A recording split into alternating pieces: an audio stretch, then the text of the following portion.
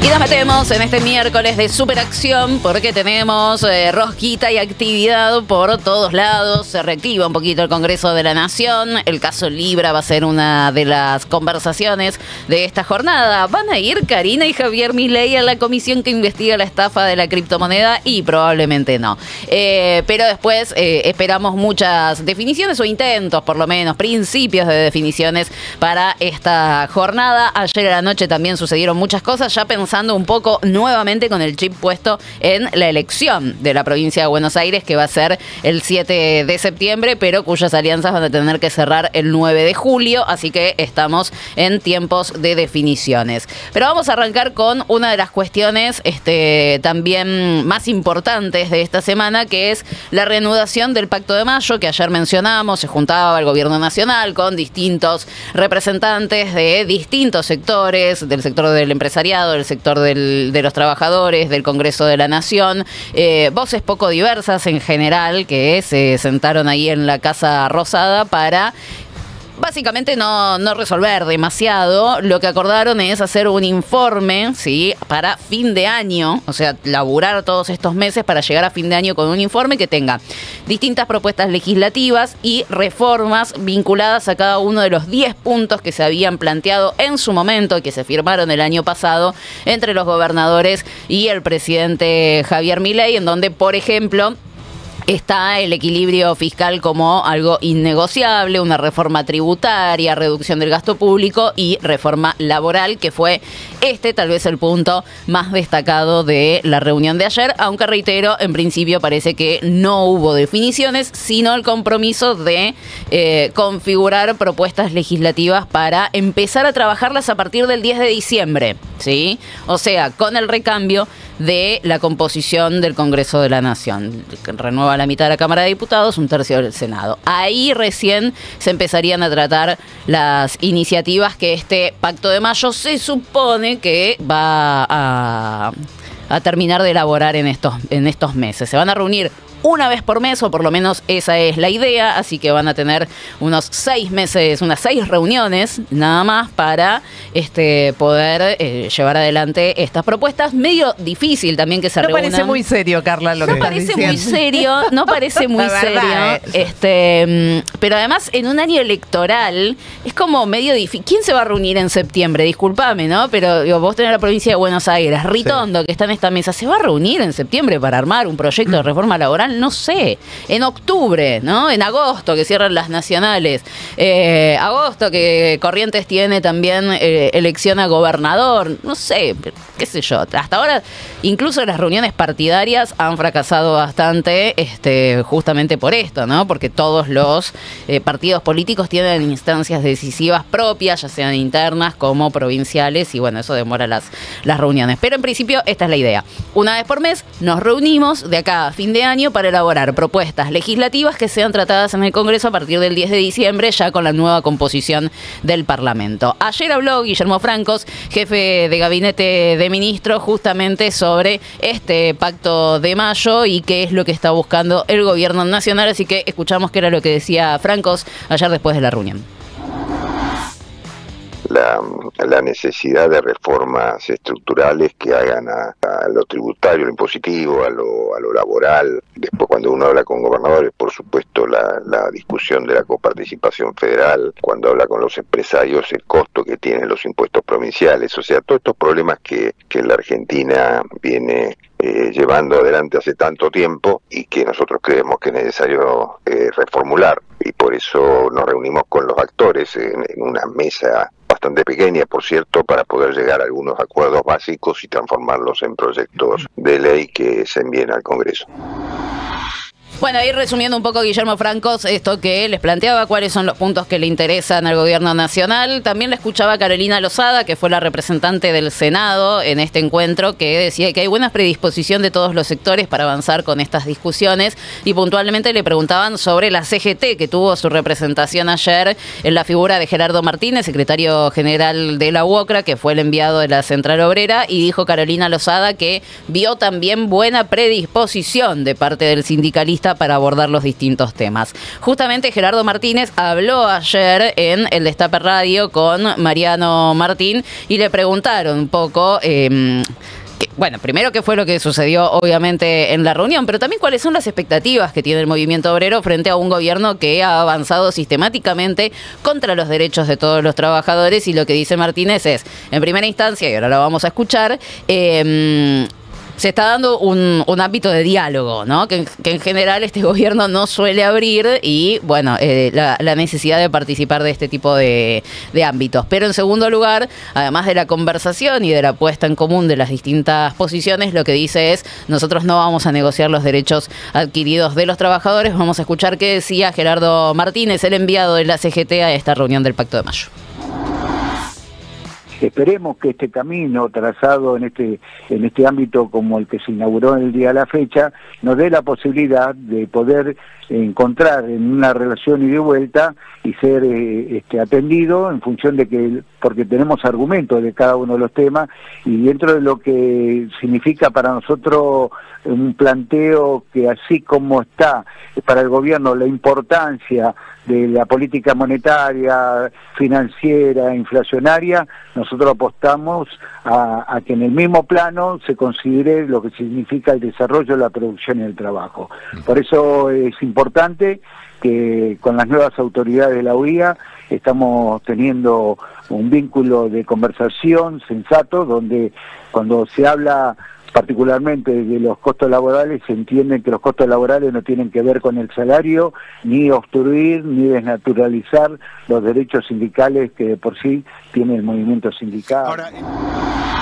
Bueno, veremos cómo es que puede negociar el movimiento obrero frente a un empresariado que está pidiendo esto, más reforma laboral. Ahora ya ha sido formalizado también de parte del gobierno el fondo de cese laboral, que busca reemplazar la indemnización. Es como una especie de alcancía a la que se va aportando todos los meses y que tienen que negociar empleador y empleado cara a cara, de forma particular, obviamente quitándole fuerza al reclamo de los laburantes.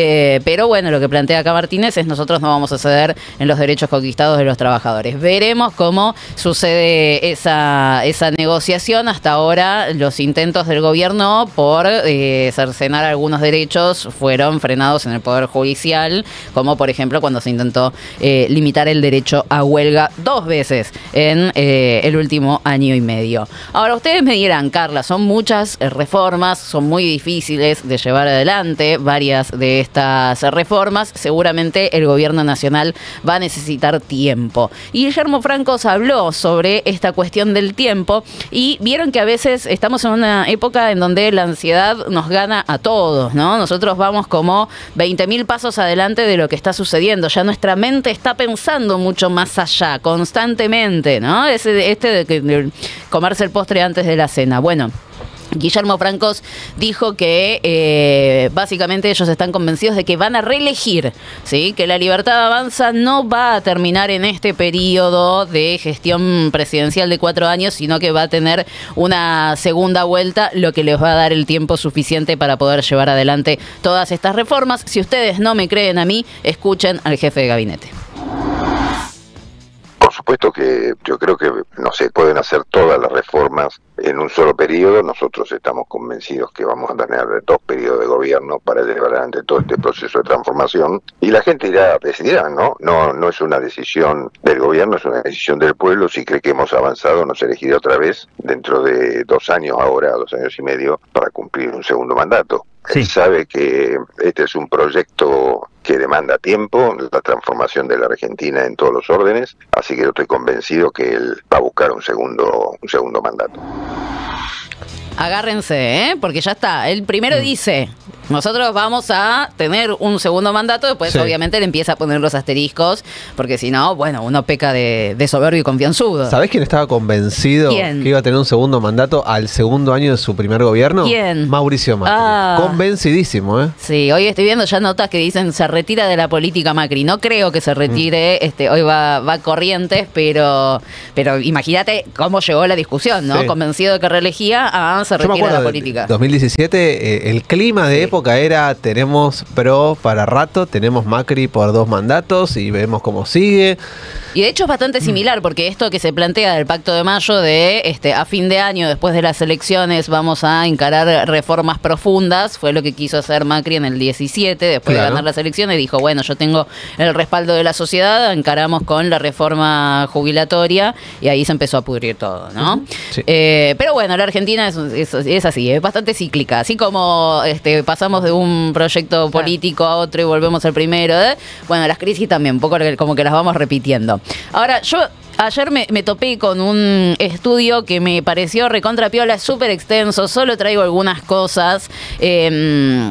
Lo hace la UBA, Pulsar UBA, es un observatorio que va midiendo el sentir social, y todos los años hace una encuesta, un estudio sobre las creencias sociales de la población argentina. Y voy a traer solo algunos datos. Lo traigo como para abrir un poco la puerta de explorar qué es lo que plantea este estudio. ¿Por qué, pienso, el gobierno vuelve a avanzar con la idea de un Pacto de Mayo? Bueno, acá le preguntan a la gente y comparamos los resultados del año 2023 con el de 2024, o sea, en 2025 conocemos los resultados del estudio 2024, de qué opina la gente, ¿sí? Sobre cómo debería avanzar un plan de gobierno. Y le preguntan, ¿cómo debería actuar un presidente de la nación? Le preguntan a la gente. Y la mayoría, en un crecimiento leve incluso, en el 2023 era el 72%, ahora es el 73%, considera que debe hacer acuerdos el presidente con todas las fuerzas políticas para implementar su plan de gobierno. O sea, que no tiene que ir de forma solitaria, tontas y locas, avanzando solo con su plan de gobierno, sino que tiene que hablar con los distintos sectores para lograr cierto nivel de consenso y de acuerdo. Solo un cuarto, que es bastante, porque nos estamos moviendo en un escenario de mayoría, de minorías intensas, ¿no? Por eso no es lo que votaron, entonces. Pero es que vos ahí tenés la minoría intensa del 23%, que en 2024 dice que debería implementar su plan de gobierno sin importar que tenga el acuerdo con los demás partidos políticos. Es verdad. Y son esas minorías intensas. Ese 30% con el que ganó Milei. Y además son esas minorías intensas las que después van agarrando a los indecisos que están incluidos en ese 73%, y los atraen a bancar proyectos como el de Javier Milei. Pero mayoritariamente la sociedad, hay cosas que son muy básicas, pero que a mí me llamaron la atención de este estudio. Mayoritariamente la población considera que son necesarios los acuerdos con distintos sectores políticos. Otro dato que se desprende de este estudio de Pulsar de la UBA es la percepción que tiene la gente sobre el gasto estatal, ¿sí? Usted está bastante poco o nada de acuerdo con la idea de que en la Argentina el Estado gasta mucho. Y préstenle atención a esto, lo dividen obviamente en esas categorías. Pero lo que vemos es que creció del 2023 al 2024. El 2023 gobernaba al frente de todos, y en el 2024 ya gobernaba Milei. Creció la percepción social de que el Estado gasta mucho, ¿sí? Los que están muy o bastante de acuerdo con que el Estado gasta mucho pasaron del 64% en el 2023 al 80% en el 2024, y disminuyó la cantidad de gente, por supuesto, que considera que el Estado no gasta mucho en la República Argentina. Ahora, cuando le preguntan a la gente en qué debería reducir los gastos el Estado, ok, gasta mucho el Estado, ¿dónde tenemos que reducir los gastos? Y acá fíjense, porque también vemos cómo impacta mucho el discurso del presidente Javier Milei, pero además los marcos conceptuales que se nos van generando, ¿no? Porque yo no sé cuánta gente de la que responde esto sabe que recortando los salarios de todos los diputados y de todos los senadores no resolvés el déficit en la República Argentina. Claro, que los estudiantes extranjeros o los extranjeros que se entienden en hospitales públicos no representan representan un gasto real en el presupuesto. Y que el empleo, déjame decirte esto, y que el empleo público incluye a las fuerzas de seguridad, a los médicos, a los maestros. Totalmente. Bueno, nada, eso, en general, que mucha gente no lo tiene en cuenta, ¿viste? Pero lo que queda es, son esos marcos conceptuales, esas ideas, esas consignas, son ideas muy, muy claras que tiene la derecha, que es, primero, el Estado gasta mucho y gasta mucho en política y en ñoquis y en vagos, ¿no? Y acá lo que vemos es que mayoritariamente la gente está de acuerdo, si bien hay un leve descenso del 2023 al 2024, con que el ajuste, ¿sí?, la reducción del gasto se tiene que dar en la política, en primera instancia, un crecimiento leve también del 2023 al 2024 de que el ajuste tiene que estar en el empleo público. Ahora, por ejemplo, no hay ese nivel de consenso en los subsidios a las tarifas. Está casi 50-50, podríamos decir. Porque, bueno, eso ya te toca un poco ya tu bolsillo, ¿no? Ayer veíamos a la noche en casa del programa de Duro, y estaba esta Bray. Y Bray empezó a enumerar todas las causas que están movilizando demanda popular y en algún caso política. Y esto es mejores jubilaciones, la situación del Garrahan, la cuestión de la falta de obra pública, todas las cuestiones que requieren presupuesto nacional, y lo enumeraba y decía, bueno, toda una serie de no sé, los médicos, de la gente de salud, de educación a nivel universitaria. Decía, es cierto, es válido el reclamo, no sé qué, pero bueno, no hay plata. Y entonces pensaba, digo, claro, lo que esta mujer no está entendiendo es que lo que está demandando la sociedad es lo que el gobierno no da, que es solución a todas estas problemáticas.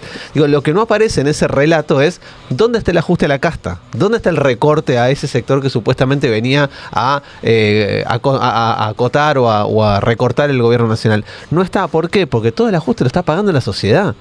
Entonces, esto que todavía no está terminando de ver Mariana Bray, lo va a ver en algún momento, ¿no? Porque digo, efectivamente, ella decía, bueno, díganme de dónde sale la plata. No, claro. No somos nosotros lo que tenemos que decir. Es el gobierno nacional el que tiene que dar respuesta a la demanda popular. Igual, si querés, te podemos dar un par de respuestas. Te damos un par de respuestas porque efectivamente el gobierno lo que está haciendo es pisando gastos para poder cumplir con sus obligaciones financieras. Sí. Ahora, insisto, sacándole impuestos a los que más tienen, bajando bienes personales, dándole subsidios a las industrias de conocimiento. Exactamente, digo, pero es interesante cómo no terminan de entender cómo procesar ese argumento, porque lo que les está pasando y les está explotando en la mano a mucha gente que intenta defender este gobierno es que las causas que están movilizándose en contra del gobierno son causas justas, son causas nobles.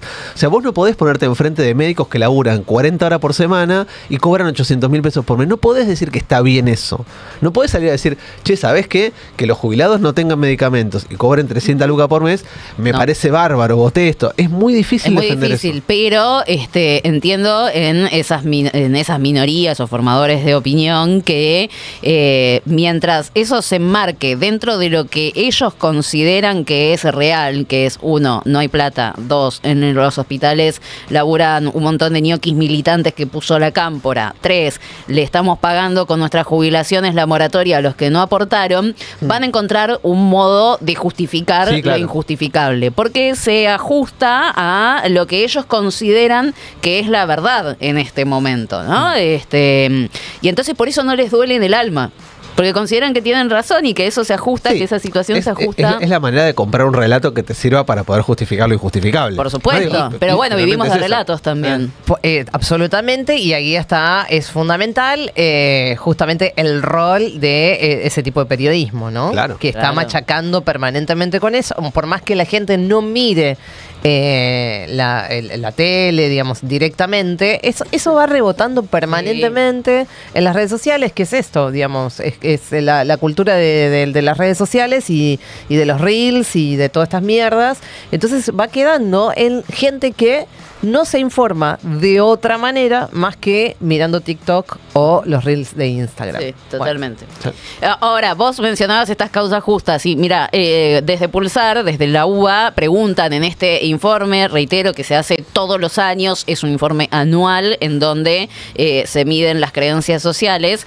¿Qué pasa puntualmente con el ajuste? Recién veíamos, ¿no? La gente considera que, y creció la gente que considera eso, que el Estado gasta mucho, que el ajuste debería estar en la política, en el sector estatal, no tanto en los subsidios. Y acá le preguntan puntualmente sobre la educación y la salud pública. Bueno, está más que claro que hay nada de acuerdo con la reducción en el gasto, tanto en la educación como en la salud pública, ¿sí? Estamos hablando, del 90%, más del 90% de desacuerdo con ajuste en estos sectores. Es muy mínimo aquel que lo puede ver con buenos ojos. O sea, evidentemente la sociedad encuentra ciertos límites a la hora de pensar en ese ajuste. Otro de los límites, preguntan sobre el rol del Estado y la ayuda social.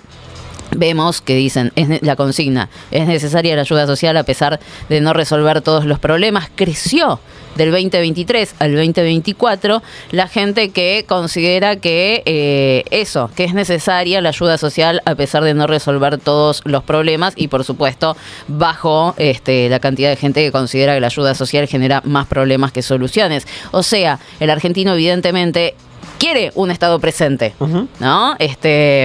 Por lo menos para esas cuestiones básicas, salud, educación y asistir a los que más lo necesitan.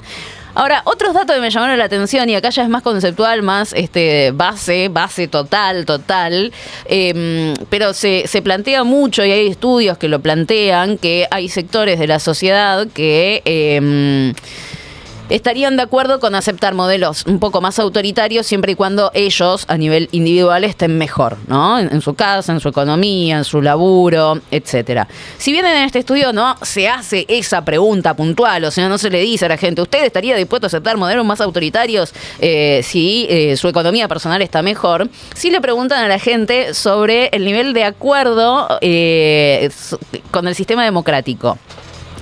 Si es importante, absolutamente importante, o nada importante. Y atención, porque para los argentinos, ¿sí?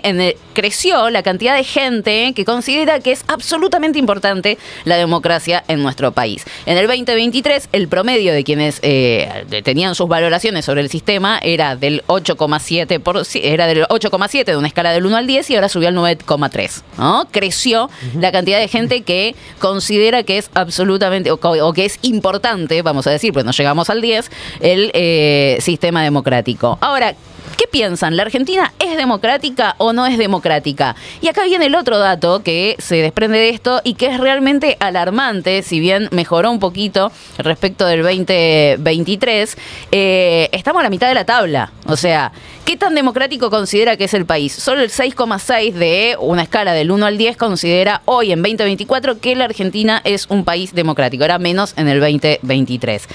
O sea, la democracia es importante como sistema de organización en el país, pero la Argentina no lo estaría practicando. O sea, estamos a mitad de la tabla. Falta ahí un poquito ajustar los tornillos. Si bien es cierto, estoy forzando un poco el análisis, pero podría leerse desde acá la insatisfacción democrática, ¿no? Esta idea de nos gustaría más, pero es lo que tenemos y no nos conforma demasiado. Insisto, estoy forzando el análisis porque no es lo que está diciendo la encuesta o en realidad el estudio, pero es interesante pensar en que digamos, lo que pasó en 2023 no rompió finalmente ningún dique de contención. No es que el consenso democrático se quebró en 2023 con el discurso pro-milico de Milei y compañía. Hay como una especie de sostén y de defensa de esos principios. A mí me alegró un montón claro. ver, no los datos de que la gente piensa que la Argentina no ejerce el sistema democrático a full, o no se siente representado como debería sentirse representado, pero sí que se valore mucho el sistema. Y voy con la última placa de este estudio, que está piola porque mide la paciencia a los gobiernos. Y hay algo particular, que es que los oficialismos le tienen más paciencia a sus gobiernos que la oposición, por supuesto. A ver, por ejemplo, un gobierno democrático siempre debería terminar su mandato sin importar qué suceda, ¿sí? En el 2023, el peronismo decía, sí, no importa que todo vaya mal, el gobierno tiene que terminar sus 4 años de mandato. Ahora, ese número, que era del 70% cuando gobernaba el peronismo, se redujo al 47% en el 2024 cuando ya gobierna Javier Milei. Claro. Y la Libertad Avanza, que cuando gobernaba el peronismo, de 4 de cada 10 nada más decían que el gobierno, aunque sea un desastre, tiene que terminar con su mandato, sube al 60%. O sea, con el peronismo sí estábamos de acuerdo que si era un gobierno de mierda, tenía que terminar cambiar antes. Ahora, si el gobierno de mierda es el de Javier Milei, y no, tenemos que tener un poco más paciencia y dejar que termine su gobierno. Bueno, la gente de Juntos por el Cambio más o menos se mantiene ahí y pasa lo mismo a la inversa. Consideran que si un gobierno no cumple con lo que tiene que cumplir, se lo tiene que reemplazar antes de que termine el mandato. Bueno, cuando el peronismo gobernaba, decía que no, por supuesto, bajo nivel de acuerdo con eso, sube el nivel de acuerdo con ese enunciado cuando ya el peronismo pasa a ser oposición y viceversa con los partidos de la derecha, ¿no?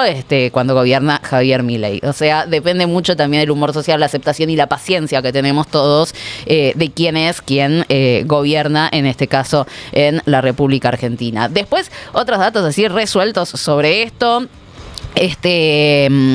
Lo que tenemos es que los argentinos, por ejemplo, están de acuerdo con mejorar el tema de la seguridad, pero sin que eso aplaste los derechos y las libertades de todos nosotros, ni que se dejen de atender las cosas que se tienen que atender, como por ejemplo el narcotráfico. Hay resistencia a la libre portación de armas, el 80% está en contra de eso. Pero son cositas que, a uno le generan cierta esperanza también en este mundo espantoso que estamos viviendo. Y hablando de esperanza, vamos con la esperanza que también nos generan las elecciones, y vuelvo ahora sí a la rosquita, porque estamos en momentos realmente de definiciones. Se espera para las próximas horas reuniones en el peronismo para empezar a definir un poquito qué es lo que va a pasar el 7 de septiembre en la provincia de Buenos Aires. El 9 de julio cierran las alianzas, distintos encuentros, el PJ con los distintos partidos que integrarían este frente, que vamos a ponerle peronismo de momento, se van a empezar a reunir para, cuestiones más que nada administrativas y organizacionales, pero Axel Kicillof ya dijo en una entrevista con C5N, soy yo el que va a convocar a una reunión de una mesa de unidad para armar una lista conjunta en la provincia de Buenos Aires. Todavía no hay demasiados detalles, pero lo que dicen en La Plata es que quieren que en esos encuentros no hayan restricciones, que no sea una cuestión de cúpulas, que vayan todos los que tengan que ir para pensar una estrategia electoral y la campaña que se va a venir en la provincia de Buenos Aires, una reunión que incluya a todas las fuerzas, no solamente a las que hoy están dentro del PJ Nacional, como hacen foco puntual en la Cámpora y el Frente Renovador de Sergio Massa. El Frente Renovador de Massa se reunió el fin de semana y habían acordado que lo más lógico sería que Axel Kicillof fuera la persona que designara los nombres de cabeza de lista de cada una de las secciones electorales, pero por supuesto esto todavía no está ni por asomo definido en la provincia de Buenos Aires, pero empiezan esas definiciones con la certeza de que se tiene que conseguir la unidad en la provincia de Buenos Aires, y entiendo que todos están apuntando para ese lado. Después veremos si se pueden poner de acuerdo o no se pueden poner de acuerdo, pero abiertamente ese es el consenso, por lo menos al que llegó el peronismo, y se empiezan a activar las reuniones para intentar concretarlo. Ahora, hablando de reuniones, ayer hubo muchas reuniones, pero del otro lado, del lado de la derecha nacional, que hoy está buscando su primera gran alianza en la provincia de Buenos Aires. Hasta ahora la derecha no tuvo alianzas en la Argentina, en las otras provincias donde ya tuvimos elecciones, pero sí lo va a intentar hacer en la provincia de Buenos Aires. Muchas reuniones hubo ayer. 1. Sebastián Pareja, armador de La Libertad Avanza, se reunió con el bullrichismo, primero, ¿sí? Con Gerardo Milman, ese que está siendo investigado en una de las causas que aborda el atentado contra Cristina, ese. Con Diego Valenzuela, intendente de 3 de febrero, y Ramón Lanús de San Isidro. Son todos dirigentes que hoy se referencian en la ministra de Seguridad, Patricia Bullrich, salvo Ramón Lanús, el resto podríamos decir ya abiertamente violeta, ¿sí? De hecho, Valenzuela está afiliado. Ellos dicen que discuten con La Libertad Avanza de igual a igual porque ya están dentro del partido de gobierno, ¿sí? Que no tienen las urgencias que maneja el PRO. Todavía no sabemos cómo van a jugar en esta elección. Bullrich ya pidió por Milman dentro de la lista de diputados nacionales en la provincia de Buenos Aires, pero si le piden que haga otra cosa, habrá otra cosa. Valenzuela quería ser candidato a diputado nacional, ese lugar le quedó a Espert y está viendo si elige otro lugar para jugar o se queda en la gestión de 3 de febrero, que hasta ahora ha sido muy halagada por el gobierno nacional, pero los encuentros más importantes se dieron un poco más tarde. A las 6 de la tarde y casi por 2 horas estuvieron reunidos los libertarios con los 3 negociadores de Mauricio Macri, con Cristian Ritondo, Diego Santilli y Guillermo Montenegro. El PRO le llevó esta inquietud que mencionábamos ayer, vinculada a la cuestión territorial en la provincia de Buenos Aires. Le dijeron: son 135 municipios, nosotros solo tenemos 13, no nos jodan en esos 13 municipios, dejen que nuestros intendentes armen las listas. En principio pareciera que se va a intentar sostener esa idea, ¿sí? Que la Libertad Avanza no moleste al PRO en los municipios que gobiernan, y no hubo demasiados avances más que eso. También acordaron en empezar a laburar en conjunto en los municipios, los consejos deliberantes, la legislatura bonaerense, cosa de empezar a articular un poquitito más. Y sí, lo que llamó la atención fue que parecía que estaba completamente cerrado, que el frente iba a ser la Libertad Avanza color violeta, y ayer Sebastián Pareja dijo: todavía eso está en discusión, después lo van a ver los diseñadores, es lo que menos nos importa. Y finalmente a la noche hubo una cena entre el armador de la Libertad Avanza y Maximiliano Abad. Maximiliano Abad es senador de la Unión Cívica Radical. Fue presidente del comité hasta hace unos meses nada más en la provincia de Buenos Aires, y si bien hoy no maneja el partido en la provincia de Buenos Aires de manera formal e institucional, sí es el que tiene la lapicera. Es el primer encuentro entre la Libertad Avanza y la UCR para llegar a algún tipo de acuerdo en la provincia de Buenos Aires. Lo más probable es que el radicalismo se divida, por supuesto, en el territorio bonaerense, y haya algunos que acuerden con el gobierno y otros que no. Hablando de la provincia de Buenos Aires, solo un asterisco: ayer se le dio media sanción a las reelecciones indefinidas de cargos legislativos, tanto de la legislatura como de consejos deliberantes y también consejeros escolares, no así intendentes, que era una de las cuestiones que había puesto el peronismo en discusión.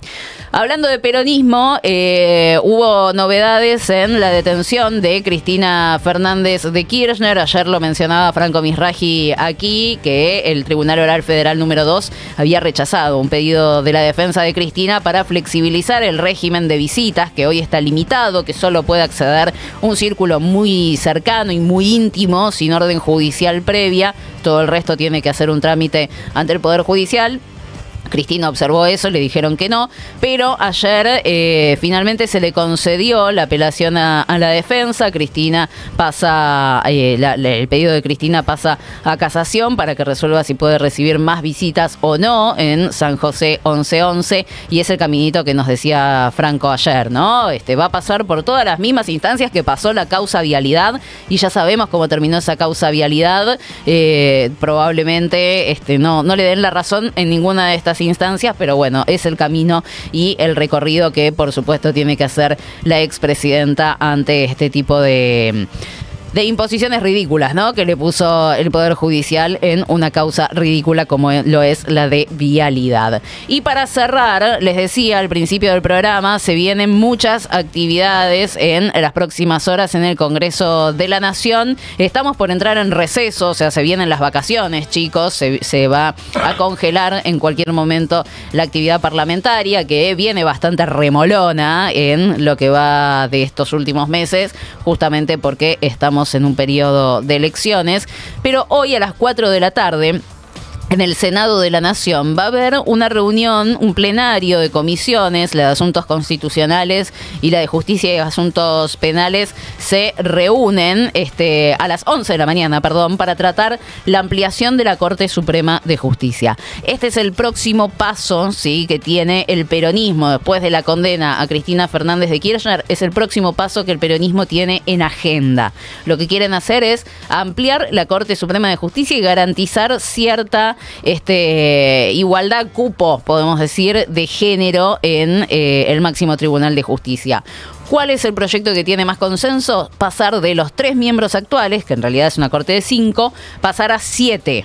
Pasar a 7 miembros, una Corte Suprema de 7 jueces, de los cuales el 40% tengan que ser sí o sí mujeres. Ese es el proyecto que tienen más consenso. Hoy no se espera ningún dictamen. La verdad que no es una discusión sencilla, la de la ampliación de la Corte Suprema de Justicia, claro, pero es una de las actividades que está pensando y que va a tener hoy el Senado. La otra gran actividad también va a ser en el Senado, mañana daremos algún detalle más, pero es Guillermo Francos dando un informe de gestión. En general, Francos no es una persona que tenga mucho carisma ni ritmo, son informes bastante aburridos. Veremos cómo se desenvuelve. El Senado suele ser un clima bastante solemne, o sea, no es tan revoltoso como la Cámara de Diputados, pero es uno de los hitos políticos antes de que lleguen las vacaciones, el receso de invierno al Congreso de la Nación. Y hoy, a las 4 de la tarde, como tal vez la actividad parlamentaria más importante, se reúne en la Cámara de Diputados la comisión que investiga la estafa de Libra. Fueron invitadas muchas personas, expertos, funcionarios, pero también el presidente y Karina Milei. ¿Y va Karina? No van, y se descarta que no va a ir, ¿no? Se no tienen obligación. Se descuenta que no va a ir, claro. Se da cuenta que no va a ir Karina Milei, pero bueno, están siendo investigados, y además hay un concepto flotando en el aire, que es el de juicio político. La comisión de Libra viene bastante trabada porque no se pueden elegir autoridades, porque bueno, no avanza. Y ustedes saben que ya Unión por la Patria planteó que es necesario hacerle un juicio político a Javier Milei por esto que sucedió a nivel mundial. Y no tenía demasiado quórum, pero ante las trabas constantes que tuvo esta comisión y esta investigación, ya salieron voces como la de la Coalición Cívica o Democracia para Siempre diciendo, che, ojo, no me parece tan mal lo de juicio político, porque si ustedes no dejan que nosotros avancemos, algo tenemos que hacer. Así que es un concepto que está ahí un poquito también flotando por el aire si esto no puede avanzar. Obvio que juicio político es re difícil de hacer, imagínense a un presidente de la nación. Lo que se busca es que se abra una investigación, pero hay que resolver 20.000 cosas antes. ¿Quiénes son las autoridades de esa comisión? Se tiene que aprobar el juicio político, se tiene que dictaminar el juicio político, después necesitas 2/3 de cada una de las cámaras. O sea, es prácticamente imposible que salga realmente un juicio político, pero sí lo que se busca es que de una u otra manera se pueda empezar a investigar qué fue lo que pasó con la criptomoneda Libra y una estafa que tuvo escala planetaria y que realmente en los caminos judiciales tienen bastante complicado a el presidente y su hermana Karina Milei. Estas son algunas de las cosas que sucedieron y sucederán en las próximas horas aquí en la República Argentina. 10 minutos ya pasaron de las 10 de la mañana. Pórtate bien. De 9 a 12. En Re.